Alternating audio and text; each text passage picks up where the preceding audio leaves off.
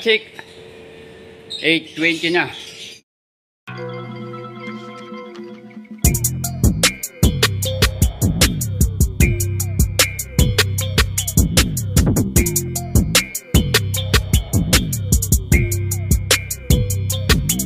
Wala pang update si boss kung nandun na sila sa pinaka releasing point. Nakahanda na rin yung pagkain nila. Kalapatid, breeder mix. May Ronald Gonzales. Yan, baka naman. So, update ko kayo mamaya pag nagdatingan na yung mga ibon niya. Wala pa siyang update. Balitaan ko kayo mamaya, mga kalapatid. Babalikan ko kayo mamaya.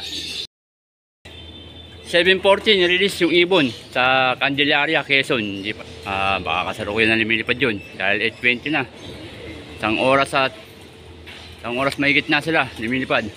Mga ngapapa sila sa dadaanan nila. Yung mga dumadaan, ay lang hindi kanya to. Ayun o, pa rito. Wala pa rin yung mga warrior namin. So medyo malakas nga yung hangin, no? Ayan, malakas yung hangin sa taas.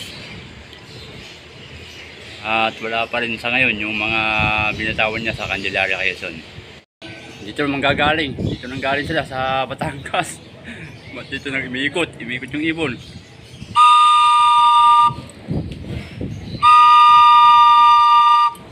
So dito Batangas. Imiikot galing Batangas. So ayan o. Doon nang galing o.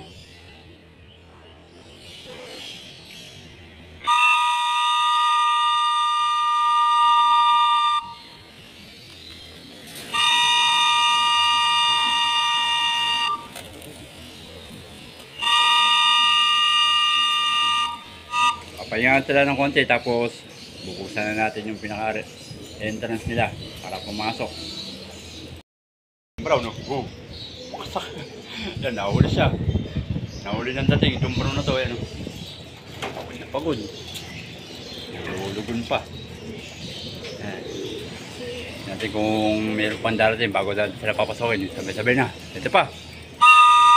May 5. Yan, may 5 pa na iwan, no?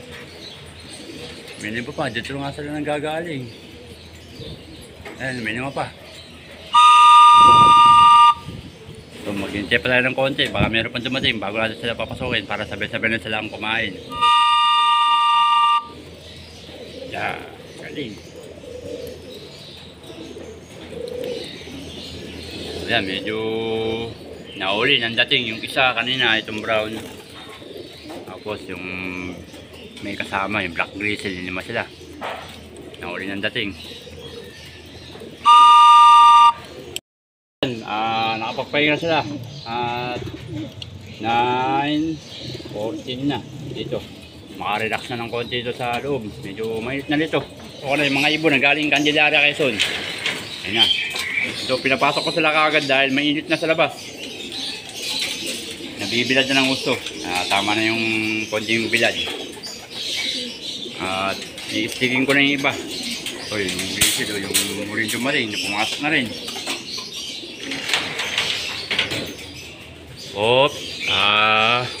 Yeah. Natin sila i-stickin yung mga natin to, yung mga nandito sa labas. At medyo ano na, nasa balat yung init.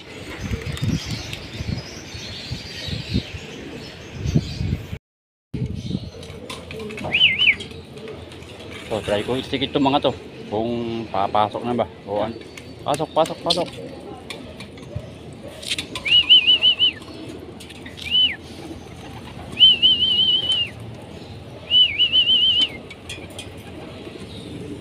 So sanay na nga sila sa stick ngayon kaya madali nang papasok itong mga to.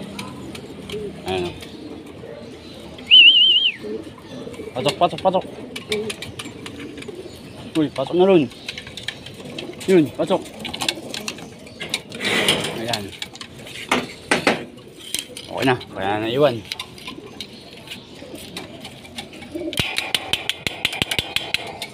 Pasok, mainit na. Pasok dali. So mainit na nga sa labas, kaya papasokin na natin sila. May isa pa. Ayun, may isa pang pasaway. Pasok dun, pasok. Yun. Other, pahinga muna ulit sila ng konti. Tapos, papakain na sila. Pahinga muna kayo ng konti. Tapos, kain na kayo. Ano? Patok na siya. Patok na. Pataway. Nandito sa pinakano. Ayaw pumasok. Yan. Patok na. So, medyo umiikot na itong mga to. Imbis na galing Rizal. Nagalit sila ng Batangas. Ang bilhin nila. Pahinga muna sila uli ng konti. Tapos, bibigyan sila ng pagkain. Tapos na nga sila magsikain. Kaya sasamsama natin sila ng pakainan. At nihanda ko na rin yung tubig nila.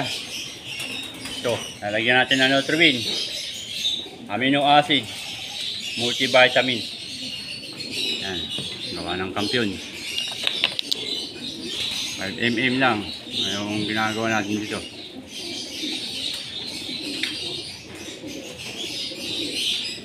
Yan. At ihalo ko yan dito. Yan. Yan, bumababa yung pinaka-Nutrivin, no? Nilalang. Yan, nagalagay sa tubig, mahalo.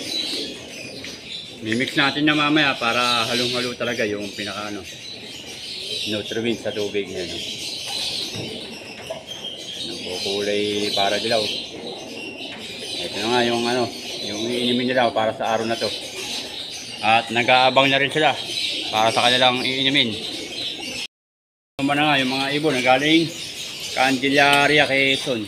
So yan, pati tubig, pinagkaaguluhan na, oh. At yun sa kabila. So pagkatapos natin sila painumin, pilipat na yan dito sa pinaka-Avery para makapagpahinga sila ng gusto. Yan, yung pinuhulan pa yung tubig nila. Nadadagan natin ito uli. Dahil umusog na yung ano, yung painom mo na, umusog na. Dahil usog na nila, mukhang wala na naman. Palipatin na natin sila ngayon dito sa Avery. Para nag-direct na pahinga nila. At para nakahanginan na rin. At mapreskuhan yung kanilang katawan. So, paras-paras na rin talaga, oh. Paras na naman dito, ah.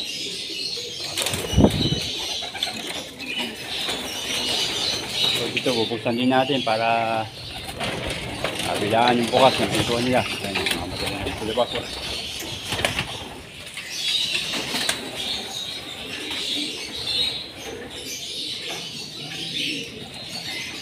So ito na nga lahat, yung mga galing Candelaria, Quezon. 19 dumating, 7:40 nirelease yung ibon sa Candelaria, Quezon. Ayan na, ang mga ibon na panlaban namin sa South. At ito ko na muna tatapusin ang aking video para sa araw sa mga kalapatid. At salamat sa walang sawang pagsuporta sa aking FB page at sa aking YouTube channel. Ingat mga kalapatid. Bye bye.